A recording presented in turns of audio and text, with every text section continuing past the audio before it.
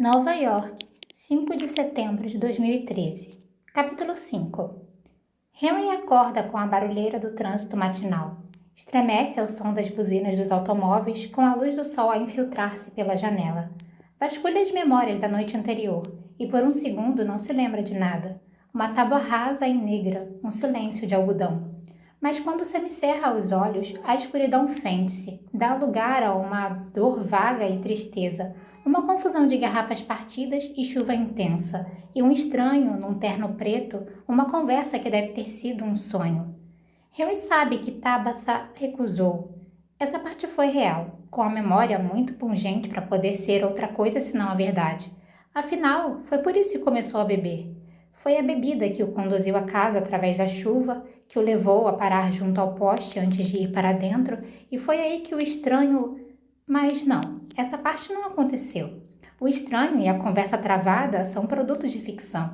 Um óbvio comentário subconsciente, os seus demônios exibidos num desespero mental.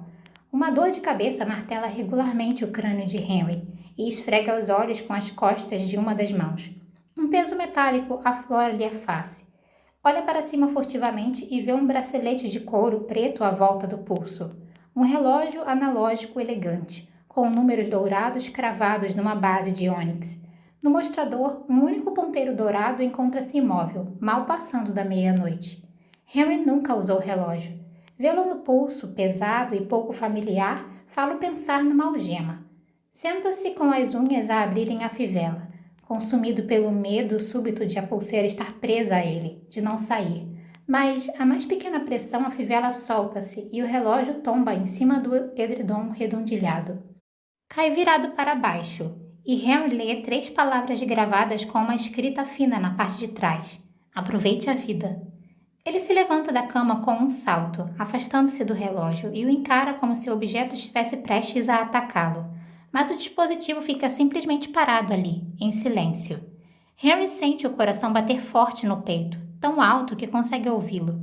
Então é transportado de volta para a escuridão, com a chuva pingando dos seus cabelos, enquanto o estranho sorri e lhe estende a mão. Feito.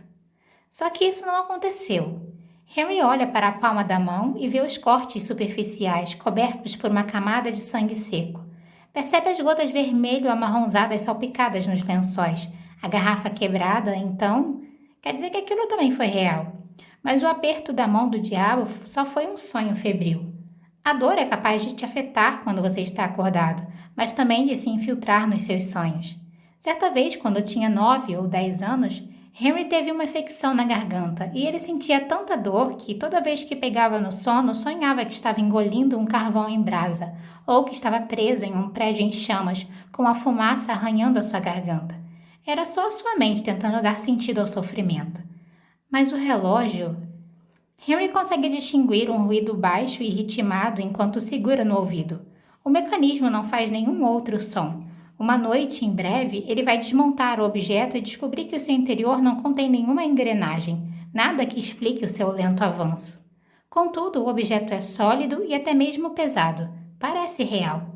O tic-tac fica mais alto e o rapaz se dá conta de que o som não vem do relógio. É apenas a batida firme de dedos sobre a madeira, de alguém chamando à porta. Henry prende a respiração, espera um pouco para ver se a pessoa vai desistir, mas ela não desiste. Ele se afasta do relógio, da cama e pega uma camisa limpa no encosto de uma cadeira. Já estou indo, resmunga, puxando-a sobre a cabeça. A gola fica presa nos seus óculos e ele bate com o ombro na soleira da porta, xingando baixinho, na esperança de que no caminho do quarto até a porta, a pessoa do outro lado desista e vá embora, o que não acontece. Henry abre a porta esperando ver Bia, Robbie ou quem sabe Helen, sua vizinha, procurando o gato fujão mais uma vez. Mas é sua irmã Muriel. Muriel, que apareceu no apartamento de Henry exatamente 2 vezes nos últimos 5 anos, sendo que uma delas foi porque bebeu chá de ervas demais durante uma reunião no almoço e não conseguiu chegar ao Chelsea. O que aconteceu? Pergunta ele, mas a irmã já está entrando e desenrolando do pescoço um cachecol que é mais decorativo do que funcional. Desde quando um membro da família precisa de motivo para fazer uma visita? A pergunta é nitidamente retórica. Muriel se vira e dá uma olhada nele, do jeito que Henry imagina que a irmã inspecione uma exposição de arte, e então aguarda a avaliação costumeira, alguma variação de "você está com uma cara horrível". Mas a irmã diz que ele parece bem, o que é estranho, porque a Muriel nunca foi de mentir. Não gosta de incentivar uma falácia em um mundo repleto de discursos vazios, de acordo com as palavras dela mesma. E só de olhar de relance para o próprio reflexo no espelho do corredor, Harry confirma que, na verdade, sua aparência está quase tão ruim quanto ele está se sentindo. Ontem à noite, a Beatrice me mandou uma mensagem depois que você não atendeu o telefone.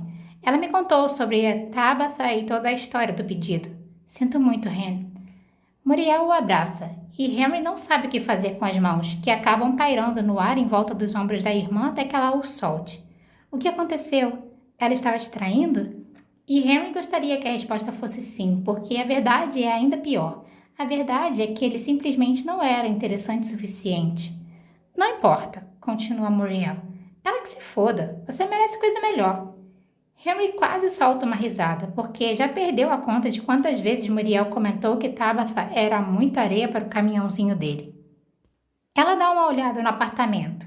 Você refez a decoração? O apartamento está bastante acolhedor. Henry examina a sala de estar, pontuada por velas, obras de arte e outros resquícios de Tabitha. A bagunça é dele, o estilo era dela. Não. A irmã continua de pé. Muriel nunca se senta, nunca se acomoda, nunca nem se apoia em nada. Bom, estou vendo que você está bem, mas da próxima vez atenda o telefone. Ah, acrescenta, pegando o cachecol de volta e já a meio caminho da porta. Feliz Ano Novo! Ele leva um momento para se lembrar. Rosh Hashanah. Muriel vê a expressão de confusão no rosto do irmão e sorri. Você seria um péssimo rabino. Ele não discorda. Normalmente Harry iria para a casa dos pais. Ambos iriam, mas David não conseguiu se livrar do plantão no hospital neste ano, então os pais fizeram outros planos. Você vai na sinagoga? Pergunta Harry. Não. Vou em uma apresentação na região norte da cidade hoje à noite. Um híbrido de burlesco e depravação. E tenho quase certeza de que vai ter alguma brincadeira com fogo. Eu acendo uma vela em alguém. Mamãe e papai ficariam tão orgulhosos, diz ele secamente. Mas para falar a verdade, suspeita que os pais teriam orgulho sim. Muriel Strauss é incapaz de fazer algo errado aos olhos deles. Ela dá de ombros. Cada um comemora do jeito que achar melhor. Enrola o cachecol de volta no pescoço com um floreio. Te vejo no Yom Kippur. Muriel estende a mão em direção à maçaneta da porta, depois se vira para ele e despenteia os cabelos de Henry. Minha nuvenzinha de tempestade, não deixe que fique sombrio demais aí dentro. Assim ela vai embora. Henry se encosta na porta, atordoado, exausto e totalmente confuso. Henry ouviu dizer que há estágios do luto. Fica se perguntando se a mesma coisa acontece com o amor. Se é normal se sentir perdido, com raiva, triste, vazio e de algum modo terrivelmente aliviado. Talvez o baque da ressaca esteja bagunçando todos os sentimentos que ele deveria estar sentindo, transformando-os no que ele realmente está sentindo. Ele dá uma passada na Rust, a cafeteria movimentada que fica a um quarteirão do sebo. A loja serve muffins gostosos e bebidas quase decentes, com um serviço péssimo, o que é o padrão nesta região do Brooklyn. Vê Vanessa trabalhando no caixa. Nova York é uma cidade repleta de pessoas bonitas, de atores e modelos fazendo hora extra como bartenders e baristas, preparando bebidas para pagar o aluguel até conseguirem alcançar o sucesso. Henry sempre achou que Vanessa, uma loira esbelta com um pequeno símbolo do infinito tatuado na parte interna do pulso, fosse uma dessas pessoas. Também acha que o nome dela seja Vanessa, afinal é o que está escrito na etiqueta de identificação presa no seu avental, mas a garota nunca lhe disse como se chama. Aliás, ela nunca lhe disse nada além de "O que você deseja?" Henry fica parado no balcão. Ela pergunta qual é o pedido e o nome dele. Embora vá à cafeteria 6 dias por semana nos últimos 3 anos e ela trabalhe lá nos últimos 2. E do momento em que registra o café expresso com espuma de leite no caixa ao momento em que escreve o seu nome no copo e chama o próximo cliente, a garota nem sequer olha para ele. Seu olhar passa da camisa de Henry para o computador e em seguida para o seu queixo, e ele se sente invisível. É sempre assim, menos hoje. Hoje, quando anota o pedido, a garota ergue o olhar. É uma mudança quase imperceptível, uma diferença de 5 ou 6 centímetros, mas agora ele consegue ver os olhos dela, que são de um tom de azul impressionante. A barista olha para ele, não para o seu queixo, devolve o olhar e sorri. Oi, cumprimenta. O que você deseja? Ele pede um café expresso com espuma de leite e lhe diz o seu nome, e normalmente a conversa acaba aí. Mas não desta vez.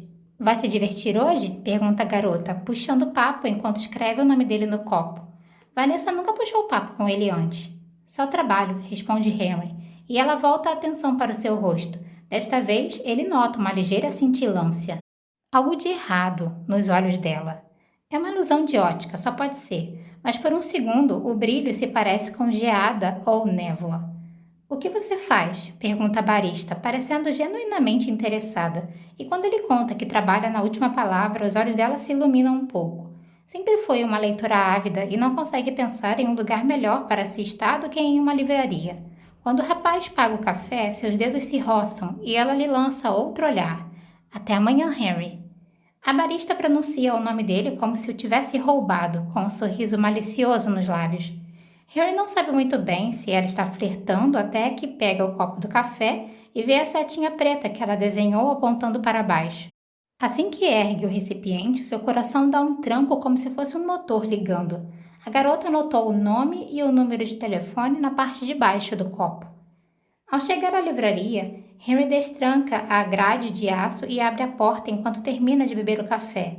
Vira a placa para aberto e inicia sua rotina de colocar ração para livro, abrir o sebo e arrumar os livros que chegaram nas estantes até o sino tocar, anunciando o primeiro cliente. Caminha entre as pilhas de livros e se depara com uma senhora, dando volta pelas seções de ficção histórica, mistério e romance. Ele a deixa à vontade por alguns minutos, mas quando ela dá a volta pela terceira vez, o rapaz se aproxima. Posso ajudá-la?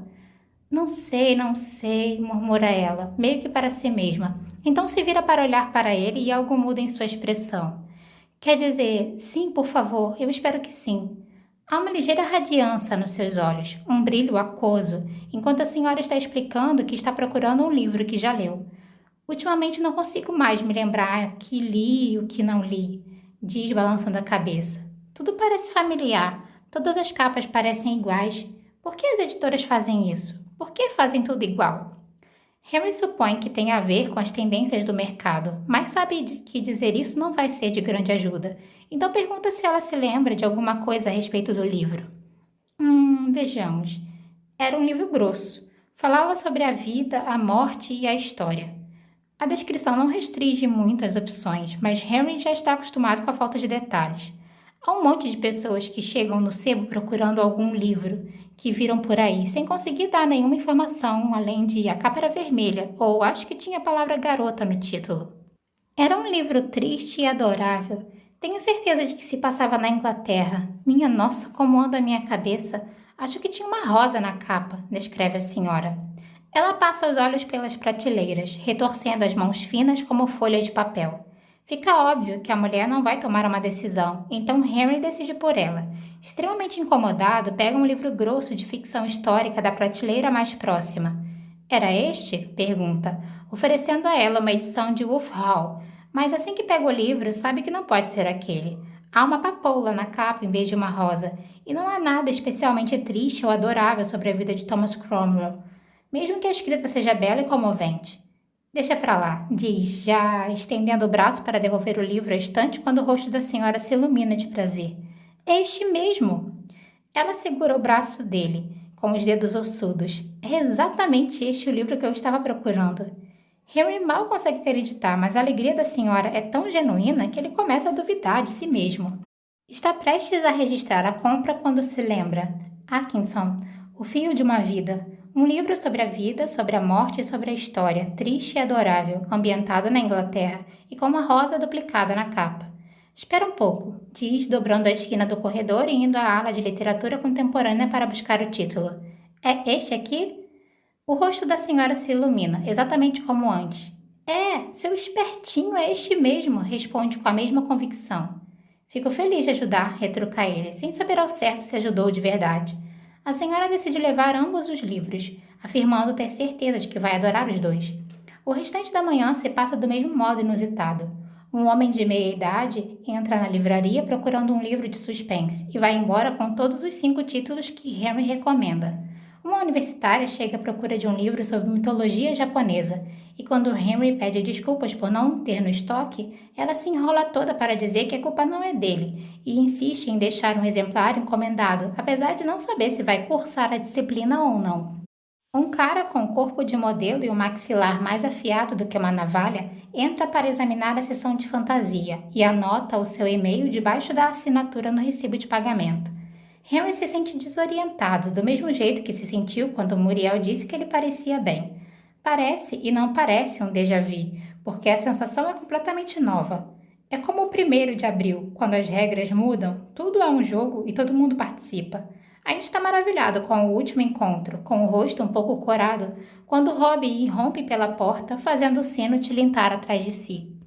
Meu Deus do céu! Diz o amigo, jogando os braços ao seu redor, e por um momento, Henry pensa que algo terrível deve ter acontecido, antes de se dar conta de que já aconteceu, com ele mesmo. Tá tudo bem, diz, e é óbvio que não está, mas o dia está tão esquisito que tudo o que aconteceu antes parece um sonho, ou quem sabe ele ainda esteja sonhando. Se for o caso, não está tão ansioso assim para acordar. Tá tudo bem, repete. Não precisa estar tudo bem, replica Robbie. Só quero que você saiba que eu estou aqui e que também teria estado na noite passada. Queria ter ido ao seu apartamento quando você não atendeu o telefone, mas Bia disse que a gente devia te dar um pouco de espaço. Não sei por que dei ouvidos a ela. Me desculpe. As palavras saem de uma só vez. O abraço fica mais apertado enquanto Robbie fala, e Henry aprecia o enlace. Eles se encaixam com o mesmo conforto familiar de um casaco bastante usado. O abraço dura um pouco mais do que o esperado. Henry pigarreia e se afasta, e Robbie dá uma risada sem graça e se vira. A luz ilumina o seu rosto, e Henry percebe uma estreita faixa roxa que se estende ao longo da têmpora do amigo até encontrar o couro cabeludo. Você está cheio de purpurina. Robbie esfrega a maquiagem sem muita vontade. Ah, é do ensaio. Há um brilho estranho nos olhos de Robbie, um aspecto vidrado que Henry conhece muito bem, e ele se pergunta se o amigo tomou alguma coisa ou se só faz muito tempo que não dorme. Na faculdade, Robbie ficava tão fora de si com drogas ou sonhos ou grandes ideias que precisava queimar toda a energia do organismo antes de desabar na cama. O sino da porta soa. O filho da puta, anuncia Bia jogando a bolsa carteiro em cima do balcão. Cretino desgraçado! Tem clientes no sebo, alerta Henry, embora o único consumidor por perto seja um senhor surdo, um cliente costumeiro chamado Michael que frequenta a sessão de terror. A que devemos esse seu chilique? Pergunta Robbie animado. Um pouco de drama sempre o deixa de bom humor. Ao idiota do meu orientador, responde Bia, passando por eles enfurecida em direção às sessões de arte e de história da arte. Os dois se entreolham e depois vão atrás dela. Ele não gostou do projeto? Pergunta Henry. Faz quase um ano que Bia vem tentando conseguir a aprovação de um tema para sua dissertação. Ele recusou o projeto. A garota dispara por um dos corredores, quase derrubando uma pilha de revistas. Henry segue em seu encalço, fazendo tudo o que pode para arrumar a destruição que ela deixa em seu rastro. Disse que era muito esotérico, como se ele soubesse o significado de esotérico mesmo que enfiasse um dicionário debaixo do nariz dele. Use-a numa frase, provoca Robbie, mas ela o ignora, estendendo o braço para pegar um livro. Aquele mente fechada e mais outro. Cabeça oca e mais outro. Decrépito. Isto aqui não é uma biblioteca, diz Henry, enquanto Bia leva a pilha de livros para a poltrona de couro baixa no canto do sebo. Sobre ela, assustando a bola de pelos ruivos aninhada entre duas almofadas poídas.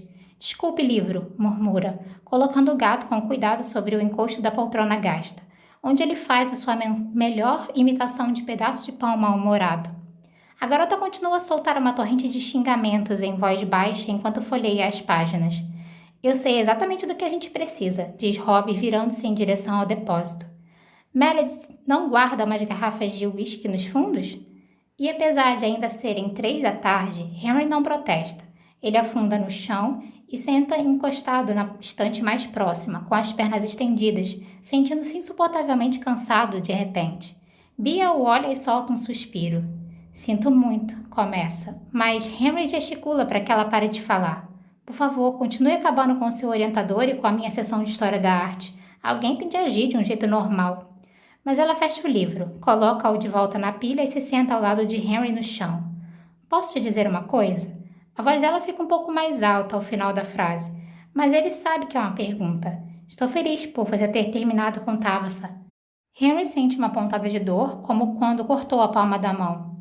Foi ela quem terminou comigo. Bia faz um gesto com a mão, como se esse pequeno detalhe não importasse. Você merece alguém que te ame por quem você é, com tudo de bom, de ruim, de enlouquecedor. Você quer ser amado, quer ser o suficiente. Henry engole em seco. Ser eu mesmo não deu muito certo para mim. Bia inclina o corpo na direção dele. Mas esse é o problema, Henry. Você não foi você mesmo. Você desperdiça tempo demais com pessoas que não te merecem, com pessoas que não te conhecem, porque você não deixa que elas te conheçam. Bia aninha o rosto dele entre as mãos com aquele brilho estranho nos olhos. Henry, você é inteligente, gentil e irritante. Odeia azeitonas e pessoas que falam durante o filme. Adora milkshakes e gente que ri até chorar. Acha que é um crime virar as páginas e ler o final do livro primeiro. Quando está com raiva, você fica quieto. E quando está triste, fala muito. E quando está feliz, cantarola sem perceber. E faz anos que eu não escuto você cantarolar. Ela tira as mãos do rosto dele. Mas te vi comer uma tonelada de azeitonas. Robbie volta, segurando uma garrafa de whiskies e 3 taças.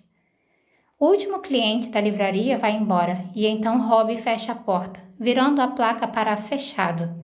Vem e se senta no chão entre Henry e Bia e arranca a rolha da garrafa com os dentes. Aqui a gente vai brindar? Pergunta Henry. Há novos começos, responde Robbie, com os olhos ainda cintilando enquanto enche as taças. Nova York, 18 de março de 2014. Capítulo 6. O sino toca e Bia entra de supetão.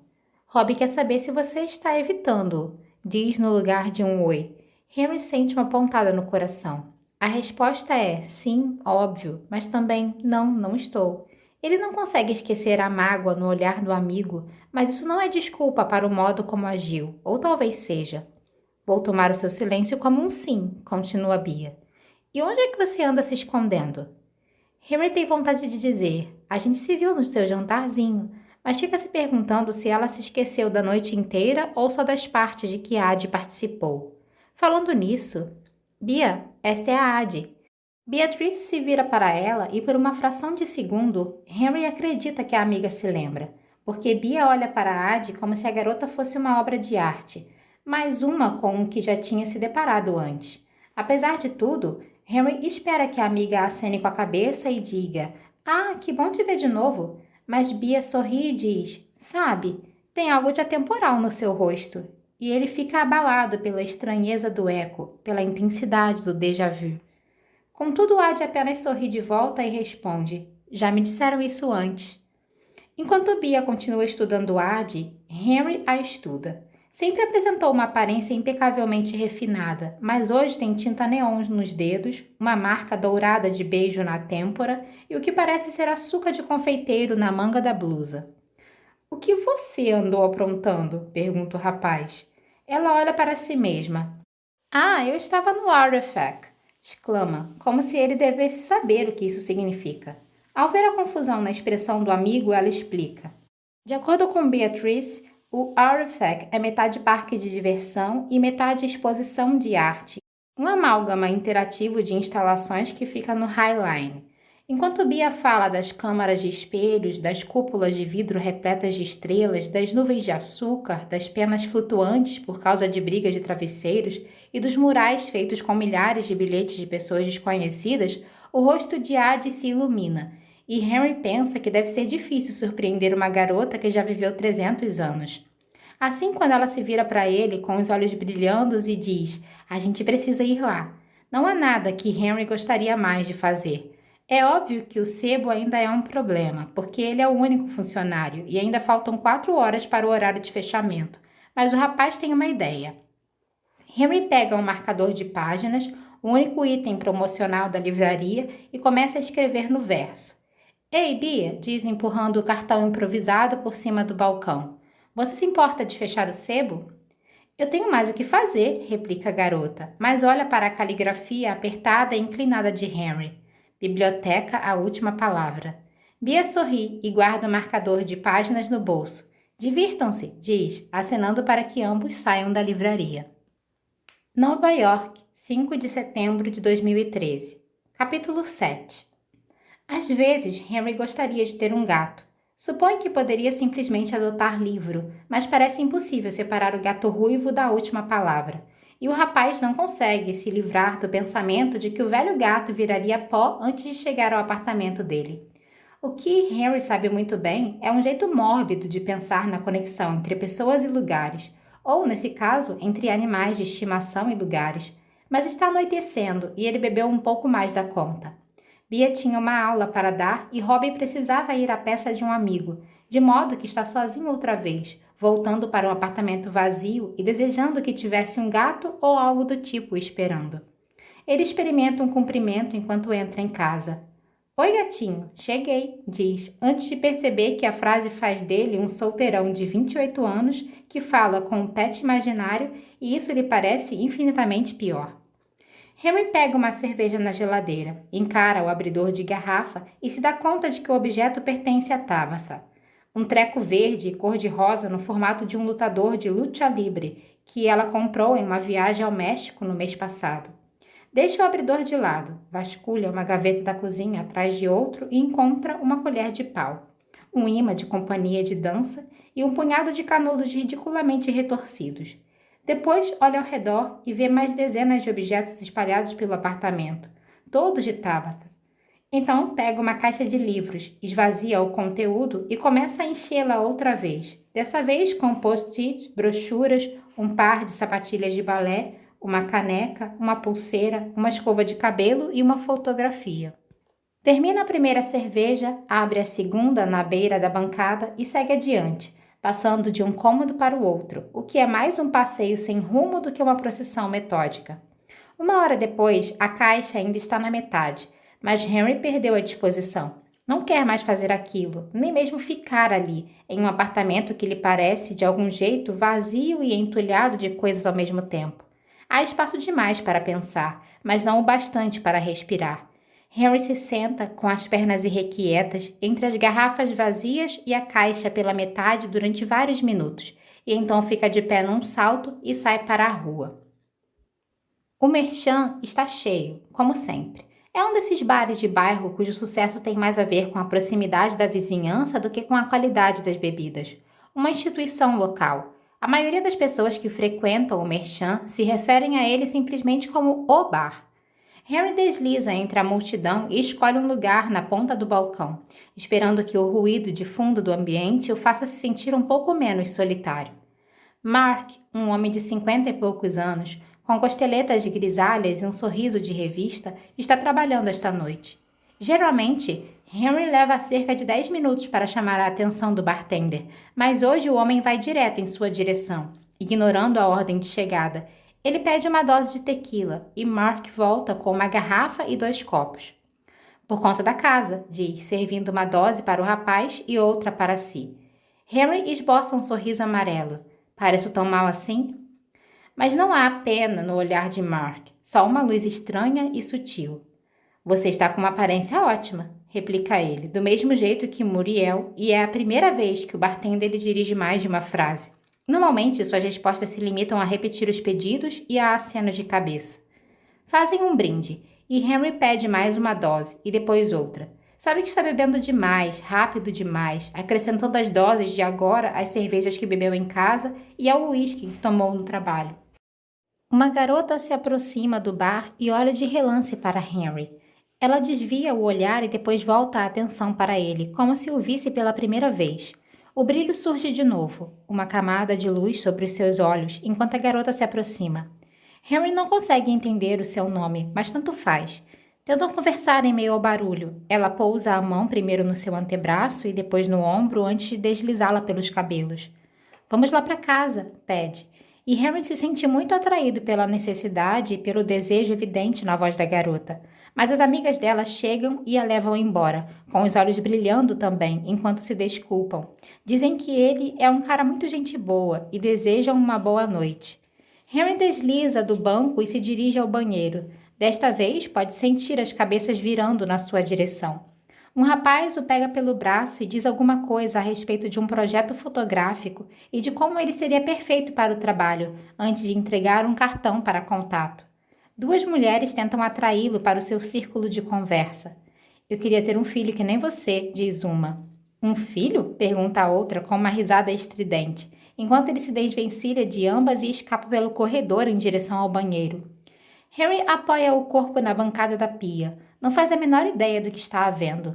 Ele se lembra do que aconteceu na cafeteria de manhã cedo, do número de Vanessa escrito na parte de baixo do copo, dos clientes no sebo ávidos pela sua ajuda, de Muriel dizendo que ele parecia bem, da névoa pálida como a fumaça de uma vela nos olhos de todo mundo. Henry baixa os olhos para o relógio no seu pulso, cintilando sob a luz do banheiro, e pela primeira vez tem certeza de que é real. O homem na chuva era real. O pacto era real. Ei! Henry ergue o olhar e se depara com um rapaz, de olhos vidrados, sorrindo para ele como se fossem melhores amigos. Você está com cara de quem precisa de um tiro. Ele estende um pequeno recipiente de vidro e Henry encara a coluninha de pó ali dentro.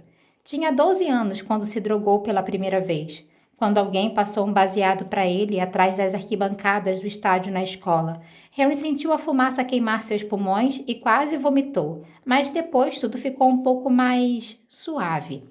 A maconha preenchia o seu crânio e aliviava a ansiedade no seu coração. Não o deixava controlar para onde sua mente vagava.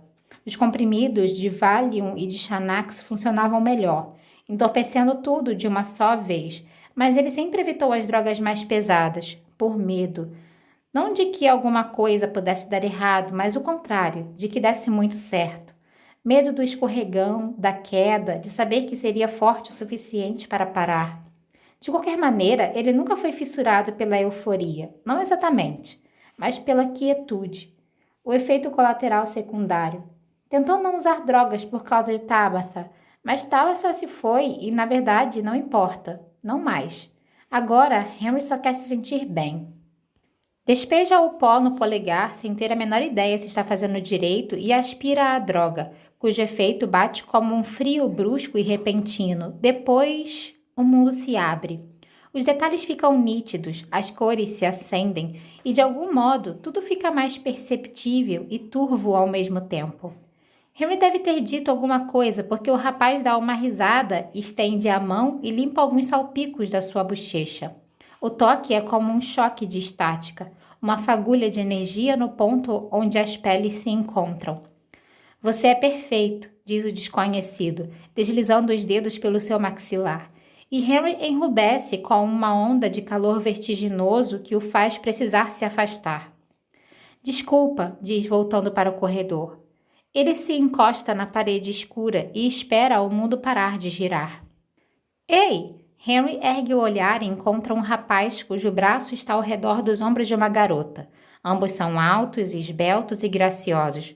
Qual é o seu nome? Pergunta ele. Henry. Henry, repete a garota com um sorriso de gato.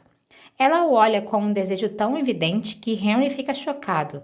Ninguém nunca o olhou daquele jeito. Nem Tabitha, nem Robbie. Ninguém. Nem no primeiro encontro, nem no meio de uma transa, nem quando ele se ajoelhou.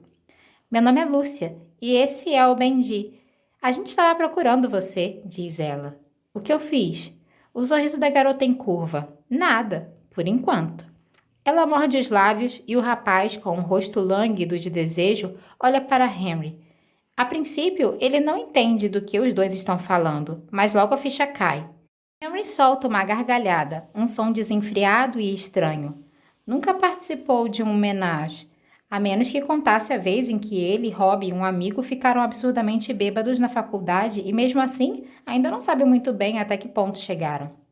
Venha com a gente, diz a garota estendendo a mão. Dezenas de desculpas passam pela sua cabeça, mas desaparecem enquanto Henry segue o casal para o apartamento deles. Nova York, 7 de setembro de 2013, capítulo 8. Nossa, como é bom ser desejado! Aonde quer que vá, pode sentir o efeito dominó, a atenção das pessoas se voltando para ele. Henry acolhe o interesse, os sorrisos, o calor e a luz. Pela primeira vez entende de fato o conceito de estar embriagado pelo poder. É como se livrar de um fardo pesado demais depois que os braços ficaram cansados. Surge uma leveza repentina e avassaladora, como se os seus pulmões estivessem se enchendo de ar, como a luz do sol aparecendo depois da chuva. É bom usar em vez de ser usado, ser o vencedor, não o perdedor. É muito bom. Não devia se sentir assim, ele sabe, mas se sente. Aguarda na fila da Roast, desesperado por um café. Os últimos dias foram um borrão. Madrugadas deram lugar às manhãs esquisitas e cada momento foi tomado pelo prazer inebriante de ser desejado, de saber que, seja lá o que as pessoas veem nele, é bom, é maravilhoso, perfeito. Ele é perfeito. E não se trata somente do magnetismo sem rodeios da luxúria, não sempre. Agora as pessoas se deixam levar na direção dele, são atraídas para sua órbita, e o motivo é sempre diferente. Às vezes é só o desejo puro e simples, e em outras algo mais sutil. Às vezes é uma carência evidente, e em outras, Henry não consegue adivinhar o que vem quando olham para ele. Na verdade, a única parte perturbadora são os olhos. A névoa que paira sobre seus olhares, ficando mais espessa até virar uma geada, uma nevasca. Um lembrete constante de que esta vida nova não é exatamente normal, nem totalmente real, mas é o suficiente. Próximo. Henry avança, ergue o olhar e vê Vanessa. Ah, oi, cumprimenta. Você não me ligou. Ela não parece zangada nem irritada. Pelo contrário, sou animada demais, debochada, mas do jeito usado para disfarçar a vergonha. Ele sabe como é, já usou esse tom de voz dezenas de vezes para esconder a própria mágoa. Desculpe, diz Henry corando. Não sabia muito bem se devia fazer isso. Vanessa abre um sorriso malicioso.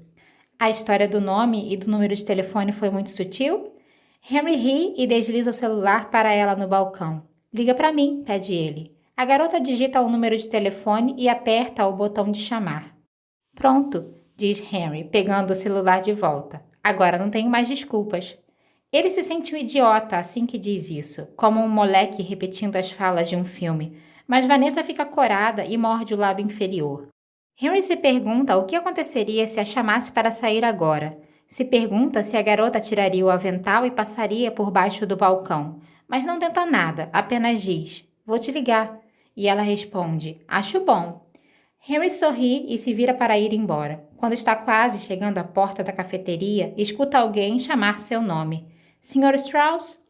Henry sente um nó na garganta. Reconhece a voz. Já consegue visualizar mentalmente o paletó de tweed, os cabelos grisalhos, a decepção no rosto do senhor de meia-idade quando o aconselhou a deixar o departamento de teologia e a faculdade, e tentar descobrir qual era a sua verdadeira paixão, porque era evidente que não era aquela. Henry tenta esboçar um sorriso, sente que deixou muito a desejar. Reitor Melrose cumprimenta, virando-se para encarar o homem que o tirou da estrada. E ali está ele, em carne, osso e tweed. Mas em vez da expressão de desprezo a que Henry está acostumado, o reitor parece satisfeito. Um sorriso surge no meio da barba grisalha e bem aparada. Que sorte a minha, você é exatamente quem eu queria encontrar, diz ele. Henry acha muito difícil de acreditar nisso, até notar a fumaça pálida formando uma espiral nos olhos do homem. Sabe que deveria ser educado, mas o que ele gostaria mesmo é de mandar o reitor para o inferno. Então decide ficar no meio termo e simplesmente pergunta, por quê? Temos uma vaga na faculdade de teologia e acho que você seria perfeito para o cargo. Henry quase solta uma gargalhada. Você só pode estar de brincadeira. De jeito nenhum. Eu não terminei o doutorado. Você me reprovou. O reitor ergue o dedo em riste. Eu nunca te reprovei. Henry fica indignado. Você ameaçou me reprovar se eu não abandonasse o curso. Eu sei, diz o homem parecendo genuinamente arrependido. Eu estava errado. 3 palavras que ele apostaria que aquele homem nunca disse antes. Henry queria se deleitar com elas, mas não consegue. Não, o senhor estava certo. Eu não me encaixava, não estava feliz lá e também não tenho a menor vontade de voltar. É mentira. Sente falta da estrutura, do caminho e do propósito. Talvez não se encaixasse perfeitamente, mas isso seria impossível. Vá ao meu escritório para uma entrevista, insiste o reitor Melrose, estendendo um cartão de visitas. Me dê a oportunidade de te fazer mudar de ideia. Você está atrasado. Bia está esperando nos degraus da livraria. Sinto muito, diz Henry, destrancando a porta. Ainda não é uma biblioteca, acrescenta, assim que ela coloca uma nota de $5 no balcão e desaparece na seção de arte. Bia entoa um aham evasivo, e ele a ouve retirar um livro atrás do outro das prateleiras. Ela é a única que não mudou, a única que não parece tratá-lo de um jeito diferente. Ei, chama ele, seguindo-a pelo corredor. Eu ando esquisito para você? Não, responde a garota vasculhando as estantes. Bia, olhe para mim. Ela se vira e o olha de cima a baixo. Tirando a marca de batom no seu pescoço? Henry fica corado e esfrega a pele com a mão. Tirando isso.